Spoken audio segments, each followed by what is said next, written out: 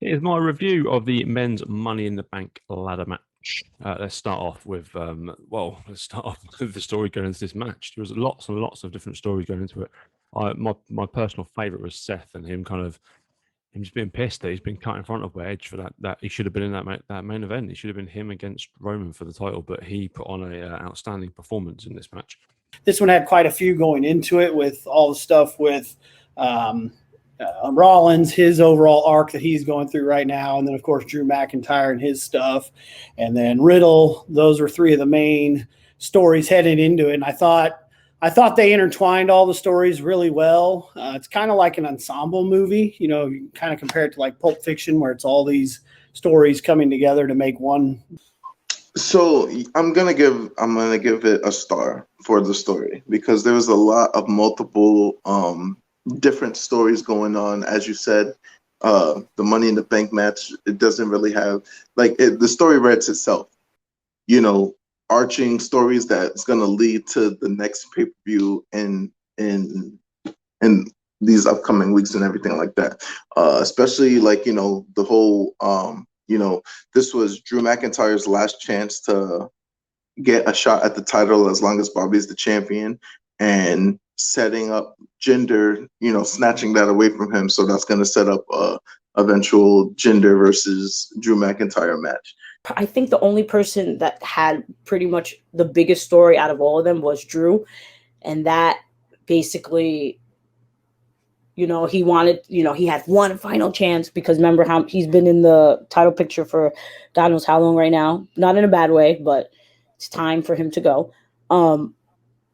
So when it comes to that, they did have that big spot for him at that one moment. And then obviously Jinder and his, buddies came out and, topped it off. And I think a lot of people were actually happy that that happened because they didn't want, like I said, no offense to Drew, I love him, but they didn't want that. There was hope that, okay, Drew's out. So that means there's no chance for him. I thought they had some good payoffs with some of the stories going on with Jinder Mahal obviously interrupting and interfering and taking out Drew McIntyre. I think we all knew that was coming, as much as it pains me to think of Drew McIntyre versus Jinder Mahal at SummerSlam. It's probably where it's heading. And then obviously Riddle with his use of so many RKOs, that's just a continued build of his story with Randy Orton, wherever that ends up going. So, I mean, when it comes to the small stories, intertwining to make a bigger story, I think it was pretty well done. You made a good point because there could be a lot of stories coming after that because all these superstars have reasoning now with the Money Bank being over. They have all these stories to follow up from that. They have, especially with Kevin Owens not winning again, because he's been on that type of streak where he's been, just coasting a little bit and just being, he's been added, but then he's just been pushed aside. So that's that. Then you have Drew McIntyre, yes. But I think with Drew and Big E, I don't think that's going to happen because now there's going to be a focus with, obviously, that's an obvious story that's going to happen after. Drew's going to be pissed. He's going to be like, you messed up my chances, Jinder. And then there's going to probably be a match, Drew McIntyre and Jinder Mahal at SummerSlam. As I said, with the Jinder Mahal, Drew McIntyre, a lot of people really don't feel what Jinder Mahal has to bring to the table. And I am not one of those people. I think that he's a fantastic wrestler. I think he's a fantastic person. I think he needs to get his fair shake.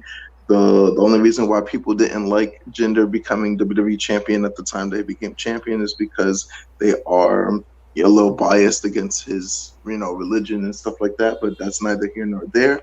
I really am interested to see what they do with Matt Riddle. He's striking all these Randy poses and everything like that. When Randy eventually comes back, is he gonna befriend him still, or is it gonna be like that big heel turn that we're waiting for?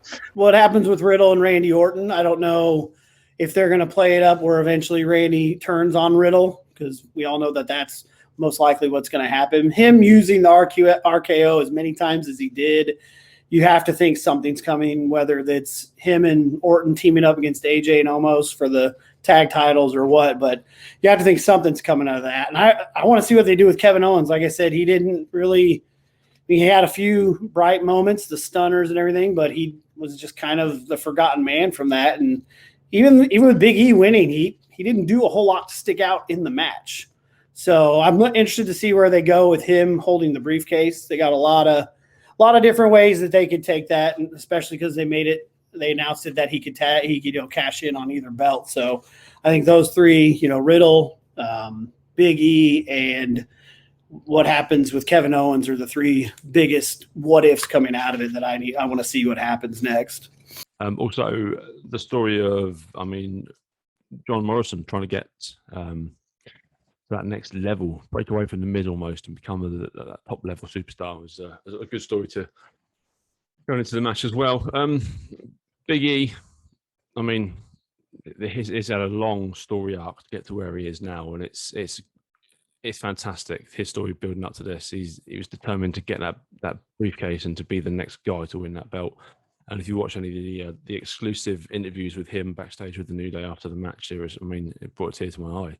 Obviously, the whole winner of the whole damn thing, like Big E, actually winning. I was in my car, watching it on my phone, and literally when Big E grabbed the briefcase, I was like almost in tears, like happy tears, like literally happy tears that this man has done it. It's kind of like the same journey that Kofi went through when he went through like Kofi Mania and stuff like that. But this is a little, it's not bigger, but it's like, it feels more impactful. Yeah, I'd give it a star because it brought it all together.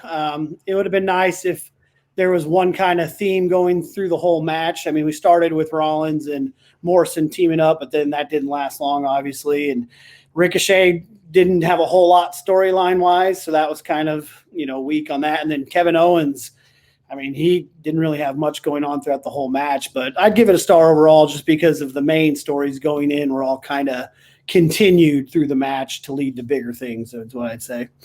So I'd give a star for the stories. There's lots of stories going into this match, so I'll definitely give it a star for that one. The in-ring work was, if I could give this 5 stars alone, I think I don't think I counted any botches. I maybe missed a couple, but it was incredible. You're going to get the high-flying stuff from Ricochet, and his kind of being pushed off of the ladder onto the top rope and using that to springboard into a moonsault to the guys outside was just absolutely perfect. Well, I can still give it a star because the spots were actually really good. Especially even though he didn't win the match and there was no really big focus on him, Ricochet was the MVP of that match. To be honest with you, he literally, that one spot with the ladder and that whole I don't know what happened. I was like, what the heck? When do you ever hear the fans cheer that loud when Ricochet comes out like that? You know what I'm saying? That's how you know he did good. Yeah, you summed it up perfectly. There's not a lot of ring work wise of what they're doing. It's mainly just a spot fest, and that was apparent from the very beginning, the way it all started, the way it did.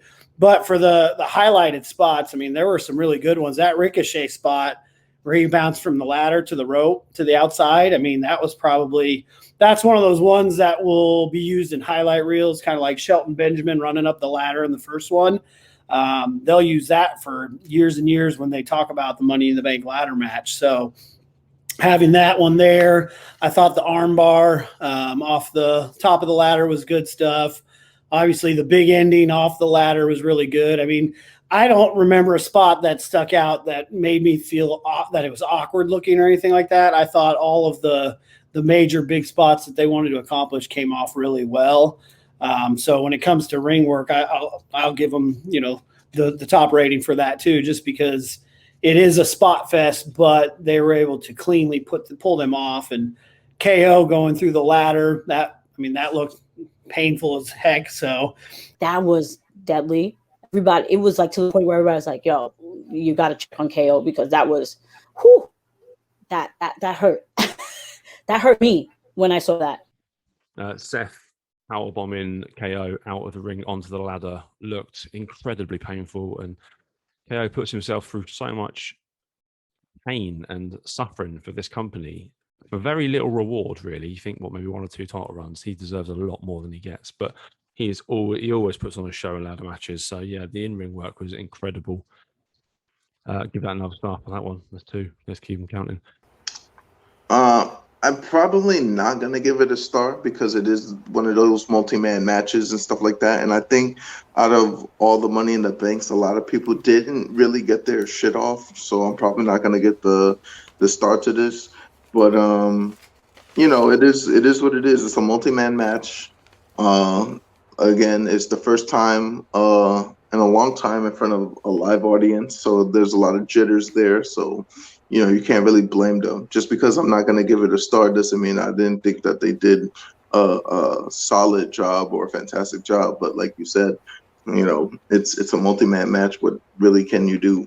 You know, we've seen so many Money in the Banks at this point that the spectacular is really the average at this point. So, you know, what can you do? I thought it was a great finish. Having Big E hit that big ending really was a nice punctuation to everything for him to get back up to the top. And then, I mean, that reaction to him winning was just a huge payoff of the New Day being the popular team that they are over the last decade plus. I mean, you guys heard the pop for Kofi in his match before he was murdered. And then have Big E win the briefcase just was another, you know, proving point to how good the New Day truly is, whether as a team or as individuals. So the finish was great. The right guy won. I thought, in my opinion, it was either going to be him or Kevin Owens. And they went with Big E, and looks like they're finally pulling the trigger on his push. So I really liked the finish. It was well done. They did that build. So it did make sense because at that one point where you thought Seth was going to win, you're like, oh shit, they're going to make him a 2-time Money in the Bank, winner. And then you just have Big E go, nah. Because at the end of the day, the person who everyone really wanted was Big E because everyone wants him to be champ. Universal, WWE, doesn't matter. They want him to be champ. So I do give it a star for the kind of that like twist that they did, that they made. Because remember, Seth was like, they were like, oh, that whole like, oh shit, probably will. But then Big E out of nowhere is like, nah, comes up, boom, that happens. So yeah, I give it a star for the whole like unexpected but expected kind of thing. Because it wasn't really that unexpected, because you would think the way WWE's been booking these people, especially like Big E, they're giving us like, just how like Bobby Lashley, when we've been wanting him to be champ for years, now it's like Big E's turn, The finish, I think the finish was perfect. I thought the finish was absolutely superb. Big E was the right man to win this. You could have made a case for Seth to win it. You could have made a case for maybe Drew, maybe, but I'm a bit burnt out with Drew being in that picture. And as much as it's a feud with Jinder Mahal, I'm not that adverse to it currently for Drew. Biggie needed this. He's had this opportunity a few times before, and it's never really gone his way, and he's never really been given that push. But now he is the man, and he has got that case. It's interesting to see kind of who he will go after. It probably makes sense more to be the Raw side of things, because I don't know.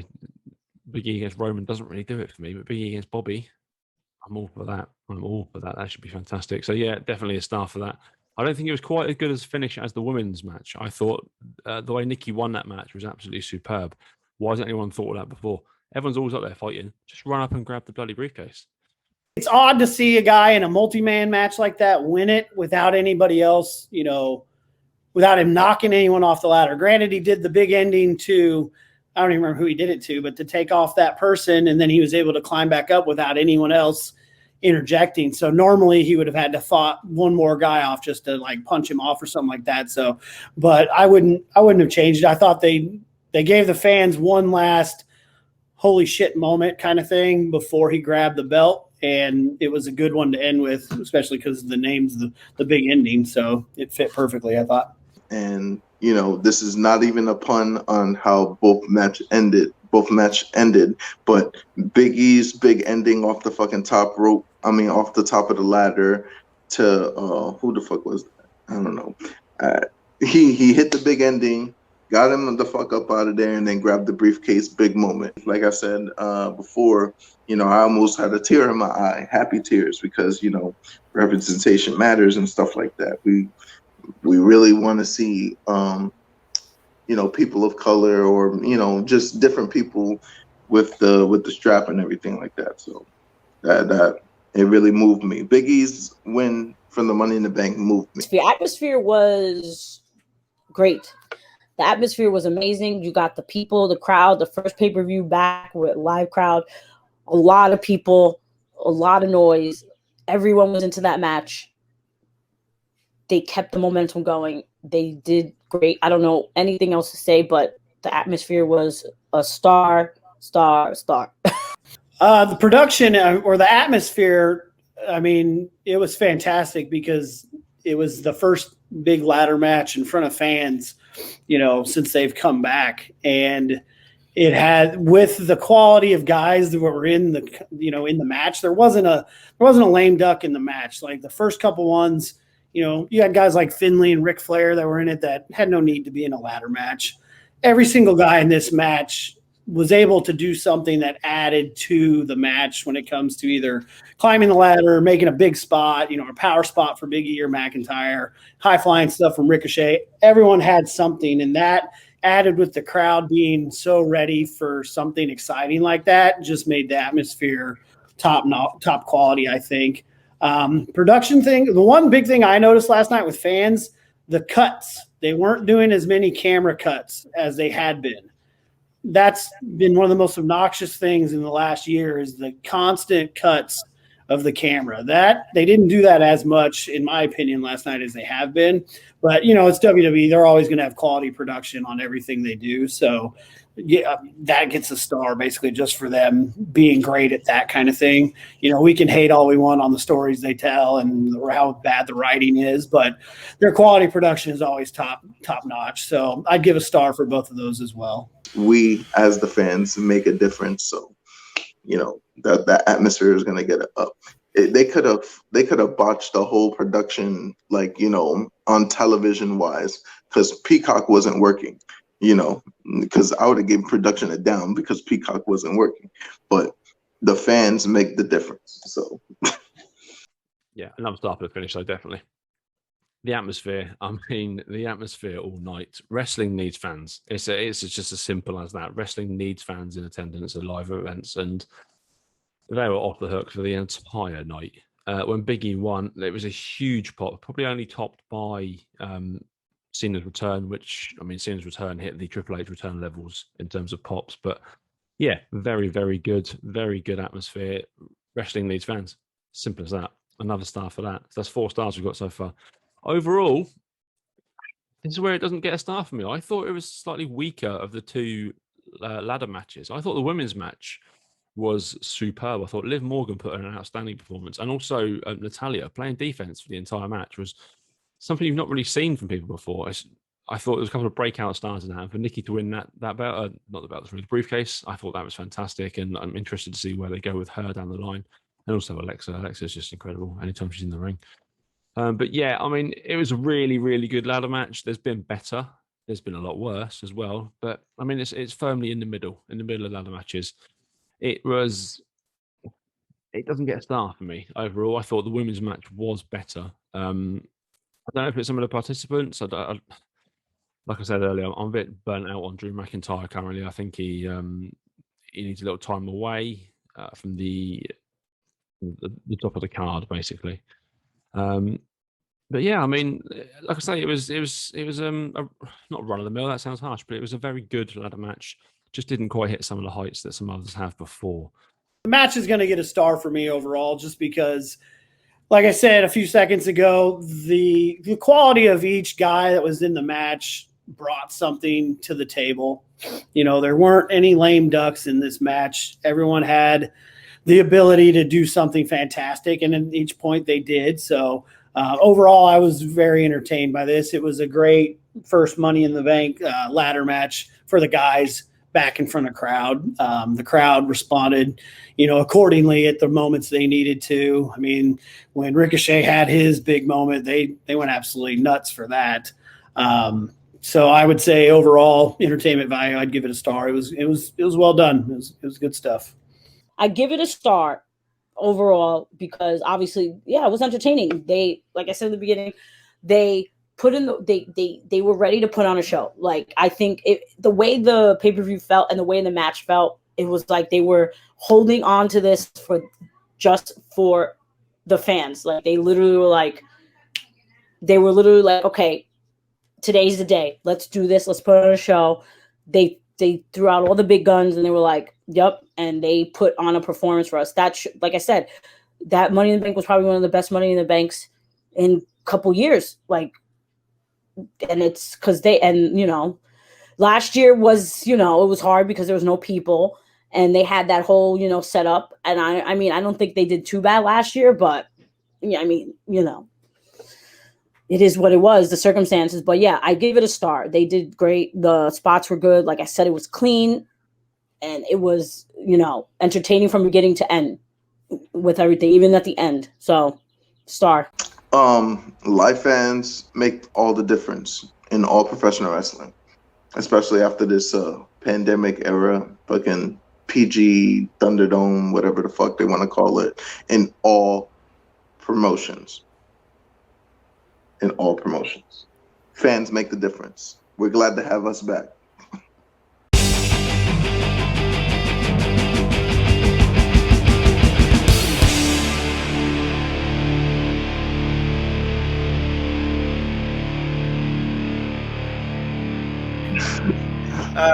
But have you got anything else you want to throw into this review or before we end the recording? Live fans make all the difference in all professional wrestling, especially after this pandemic era, fucking PG, Thunderdome, whatever the fuck they want to call it, in all promotions. In all promotions. Fans make the difference. We're glad to have us back. That's all I gotta say. We're glad to have us back. I think you've got your ending, Marcus. That's how you end the video when you put this all together. You say that now, and I'm gonna end it with us just ranting about Kevin Kelly. Well, I like the outtakes too. When I had the Justin outtake, that was probably the best outtake we've ever had. It's just like he gets too technical sometimes. I'm actually a little shocked that like Marcus saying that he can't stand Kevin Kelly. Nah, wow, that's a trash. first. That's a first for me. Like I've never liked him. Never. And even when he was a backstager in WWF, did not like him. See, I can understand WWE. I think his best work is with Ring of Honor. His New Japan, I could see why you would say such things because like he's trying. You seem offended. Really. He seems like he's a Kevin Kelly supporter. but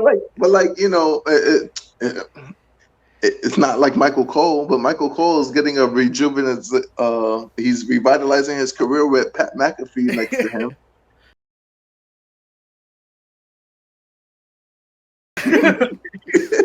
We're very drunk every time he did it. My task thing is what is that, Cole? What is that? Every time he would say that, it's like see the Taz TNA commentary, the Mike Tenay, Taz, and Don West. That shit was gold, boy. Don West underrated, man. Dude was selling the shit out of some bad stuff. Do you know what I miss about Mike Tenay though? He used to just sit there on commentary like this. Oh, my son Mike Tenay, the unofficial GOAT. He went through WCW times. He went through TNA times, good and bad. Like that boy Mike Tenay, man. Hey, if you have a failing company, hire Mike today. He's right there. Custom them all.